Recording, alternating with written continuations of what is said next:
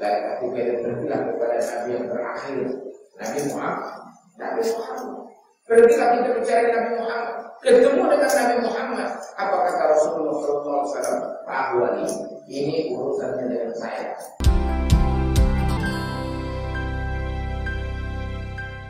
Alhamdulillah, wassalatu wassalamu ala Rasulillah wa ala alihi wa mawalah. Asyhadu an la ilaha illallah wahdahu la syarika lah wa asyhadu anna Muhammadan abduhu wa rasuluhu la nabiyya wa la rasulullah. Kita bersyukur kepada Allah Subhanahu wa taala di subuh hari ini kita dihidupkan kembali setelah dimatikan satu malam suntuk. Alhamdulillah alladzi ahyana ba'da ma amatana wa ilaihi nusyur. Segala puji bagi Allah yang telah menghidupkan kita kembali setelah dimatikan satu malam dan kepadanya kita akan kembali. Salawat serta salam kepada junjungan kita Nabi Muhammad sallallahu alaihi wasallam. Mudah-mudahan kita mendapatkan syafaat dari Rasulullah yang besar. Yauma la yanfa'u malun wa la banun illa man atallaha biqalbin salim. Syafaat Rasulullah itu yang kita tunggu nanti dia berkata. Karena syafaat itu hanya spesifikasinya Rasulullah Sallallahu Alaihi Wasallam.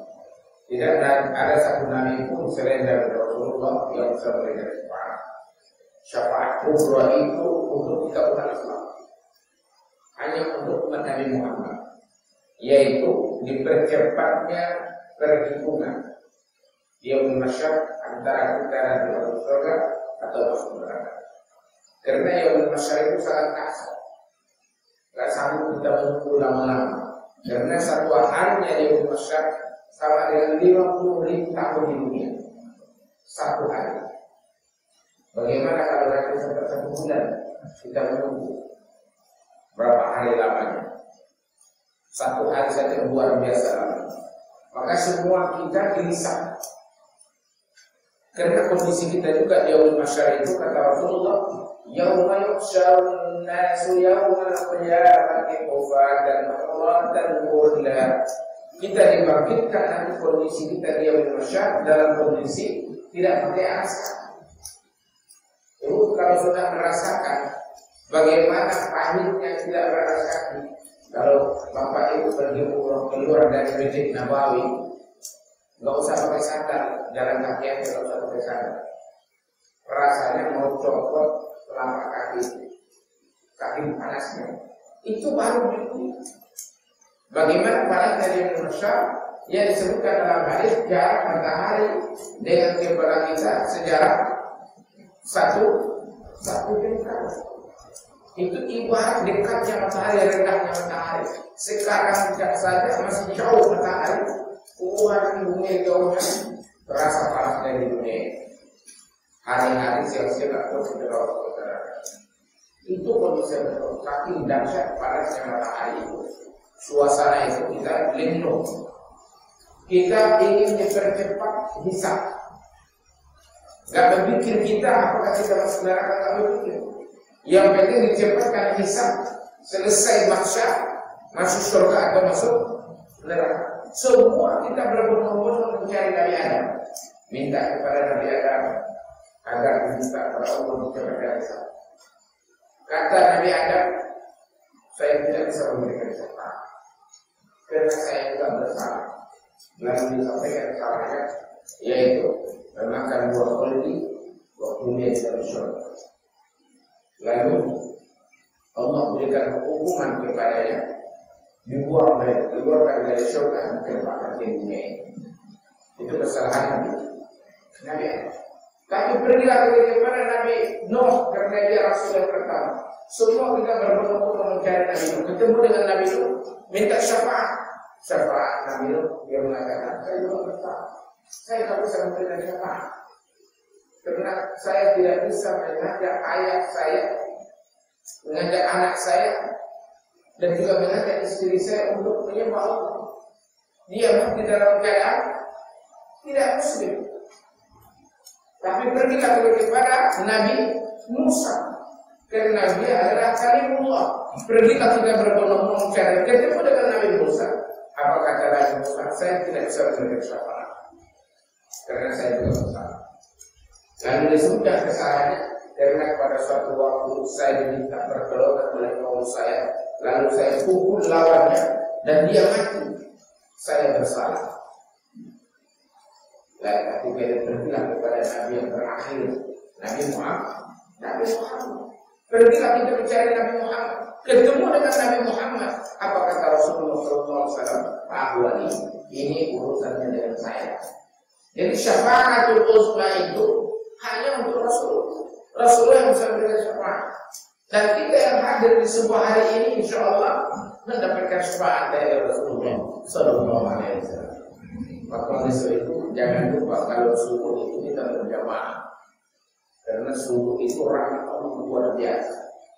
Allah bagi-bagi rezekinya di subuh hari itu. Dan Allah penentuan takdirnya di subuh hari itu. Kan fase penentuan takdir kita itu ada beberapa fase. Yang pertama ketika kita di dalam doa subuh Nabi Adam. Itu fase pertama. Allah genggam dengan tangan kanannya dan doa subuh Nabi Adam. Haulai ahlul jannah. Kemudian Allah ambil lagi haulai ahlul nar. Kita sekarang sudah jelas surga neraka. Cuma kita apakah di genggaman kanan ataukah di genggaman kirinya Allah Subhanahu wa taala tidak tahu. Makanya kita berusaha. Mudah-mudahan kita di sebelah kanan. Tapi saya yakin kita ini di sebelah kanan semua itu.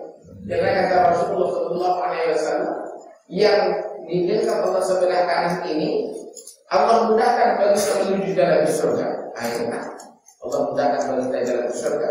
Mudah kita kalau subuh, kemudian kita sholat jamaah, kemudian kita ikut zikir tempat zikir setelah sholat subuh. Ini adalah majelis zikir. Majelis zikir itu dalam hadis namanya dalam keseharian kita namanya majelis ilmu. Majelis zikir ini majelis yang disukai oleh malaikat. Setiap ada majelis zikir malaikat turun dan sekarang ada di atas kepala kita mengembangkan sayapnya begini. Dia kembangkan sayapnya di atas kepala. Wa annal malaikata la tad'u ajaniha atau ridwan bi'ilmi. Malaikat merendahkan sayapnya di atas kepala kita, senang melihat orang yang sedang menuntut ilmu. Dan kata Rasulullah, man salaka tariqan yaltamisu fihi ilman, sahalallahu lahu tariqan ila jannah. Barang siapa yang mencari jalan untuk menuntut ilmu, cari celah untuk ilmu, di mana ada majelis zikir, majelis ilmu dia hadir, sahalallahu lahu tariqan ila jannah. Allah mudahkan baginya jalan menuju surga. Jadi kalau kita ke surga mudah, senang kita hadir di majelis zikir itu adalah salah satu jalan menuju surga Allah Subhanahu wa taala. Mudah-mudahan kita semua mendapatkan syafaat dari Rasulullah sallallahu alaihi wasallam. Bapak Ibu yang dirahmati Allah Subhanahu wa taala, di subuh hari ini saya ingin menyampaikan 3 perkara yang menjadi amal ibadah kita, dan itu juga nanti ditanya mereka di alam kubur yang bisa menyelamatkan kita di neraka. 3 perkara ini terhimpun dalam satu doa, dan doa yang kita bacakan setiap pagi petang itu kita bacakan raditu billahi rabba wa bil islami dina wa bi Muhammadin sallallahu alaihi wasallam nabiyyan wa rasulah. Dan doa itu apa bagi kita?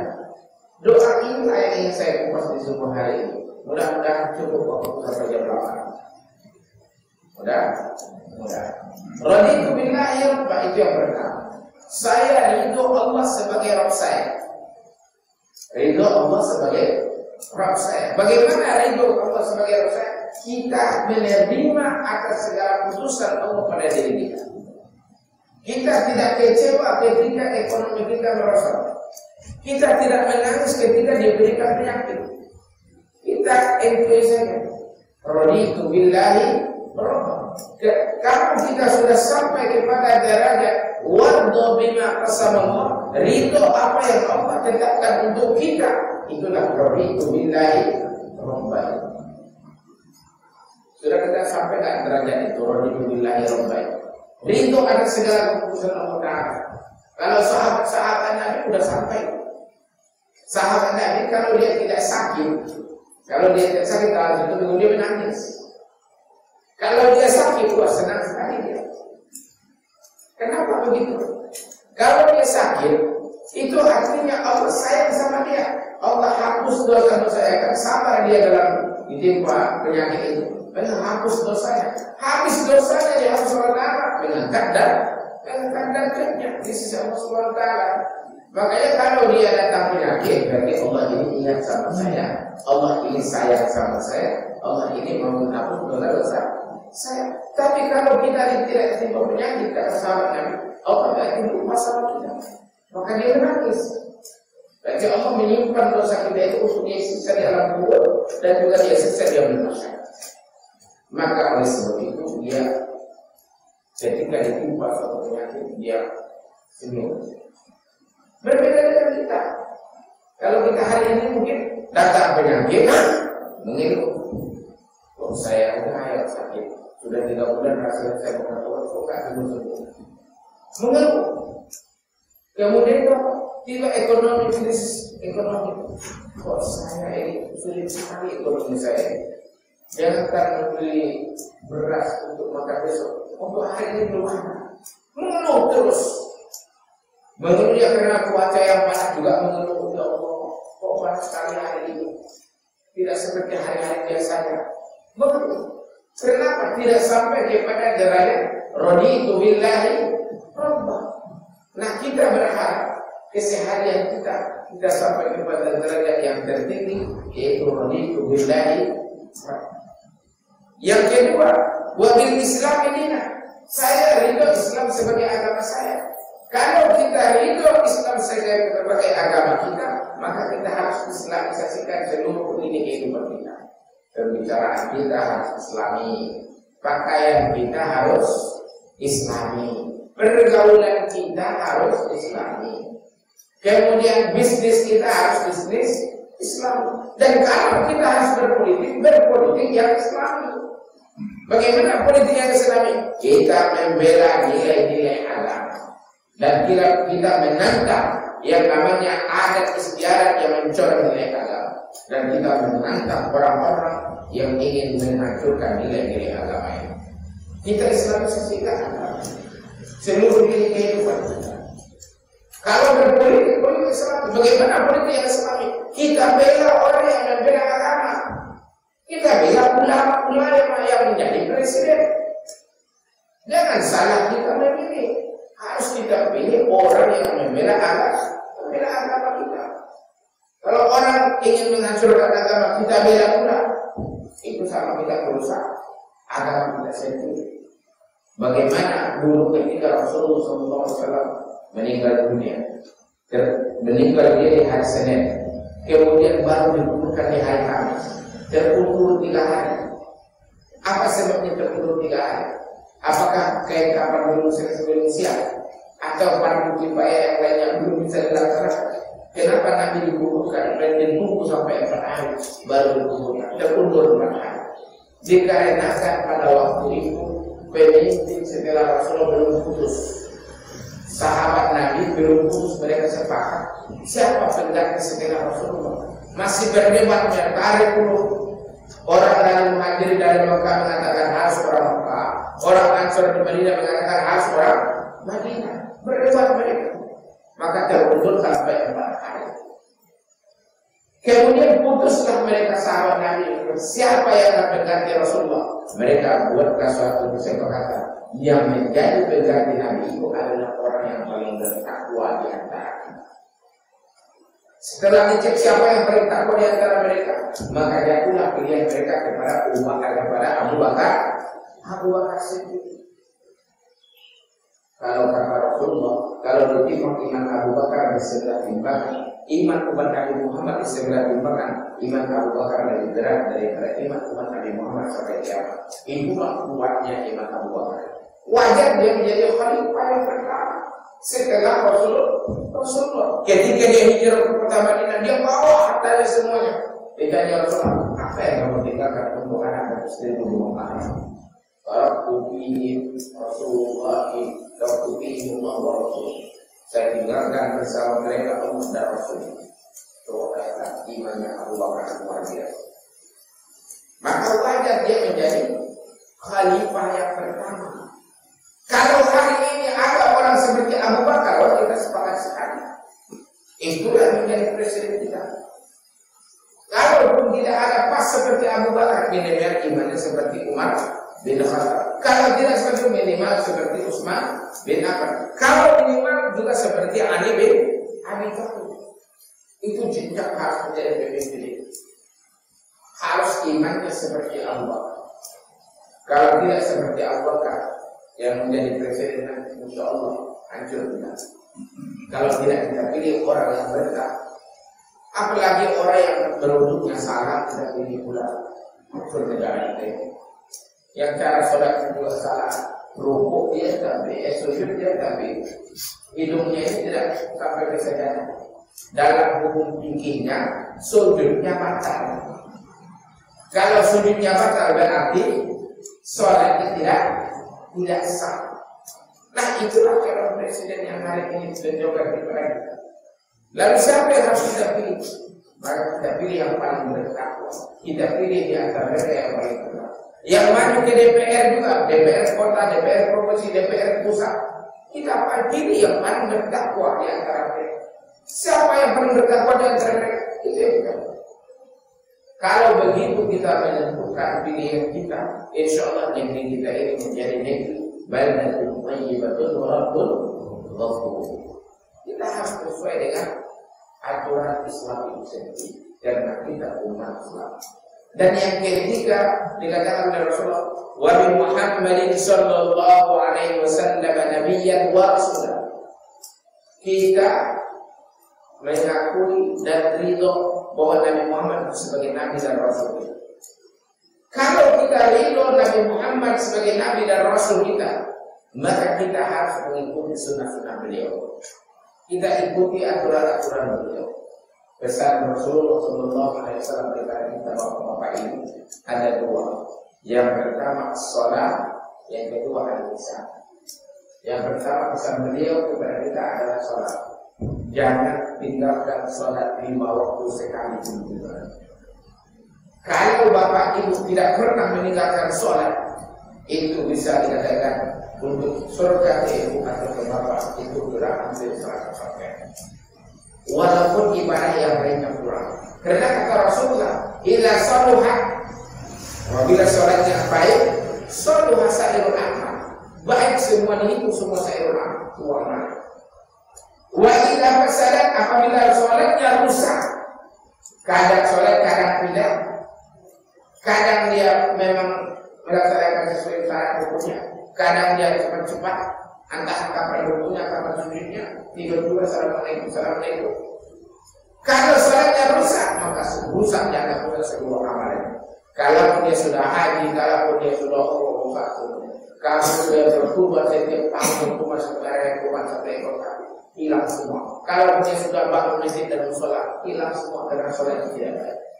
Maka kunci pokoknya itu adalah pada sholat. Maka pesan Rasulullah itu harus kita laksanakan. Yang kedua pesan Rasulullah kepada istausu bin nisa'i khairan. Ini kepada kita bapak-bapak ini. Pesan Rasulullah harus bermuamalah, berbuat baik dengan wanita. Harus kita berikan pelayanan terima kepada ibu kita. Harus kita berikan pendidikan yang terima kepada anak perempuan kita. Kita harus berikan yang terbaik kepada keluarga kita yang perempuan. Kenapa itu pesan Nabi? Karena wanita itu kalau tidak diberikan nasihat yang baik, ibaratkan ini wanita bungkuk, tidak kita berikan nasihat, maka dia akan semakin bungkuk, semakin bungkuk, semakin bungkuk. Maka wanita itu berusaha dinasihati, dia aslinya sudah bungkuk, maka kita nasihati, dia akan lurus sendiri. Itulah buat istausu bin nisa'i khairan. Nasihat pesan Rasulullah, kalian harus berwasiat dan berpesan untuk wanita yang terbaik. Karena wanita ini adalah anak dua orang dengan laki-laki. Boleh saya sebutkan kekurangan ibu-ibu. Ini bukan aib. Boleh buka aibnya. Aib seluruh wanita, bukan ibu-ibu saja. Istri Nabi juga seperti itu. Yang pertama kurang agama. Ibu-ibu ini bila datang bulan masa haidnya dia tidak bisa sholat, tidak boleh sholat, tidak boleh pegang Al-Quran.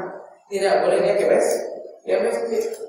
Itu kurang. Kalau kami laki-laki, kenapa Bapak semuanya lagi datang bulan? Gak ada itu istilah. Kami gak ada larangan. Kami bisa kapan aja ke masjid, gak bebas. Sholat tiap waktu tidak ada larangan. Tidak ada rasa air, tidak ada rasa lupa. Itulah kekurangan agama. Yang kedua, kurang akal.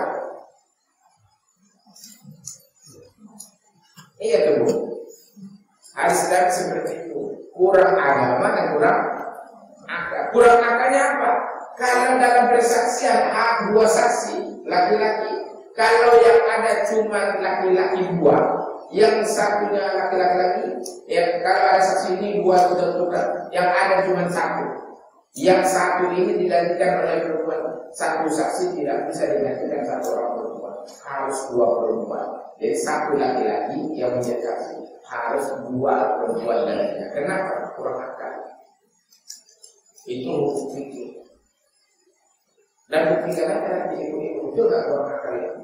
Coba ibu aja dulu. Saya pernah uji istri saya seperti itu. Dan hasil dicoba ini.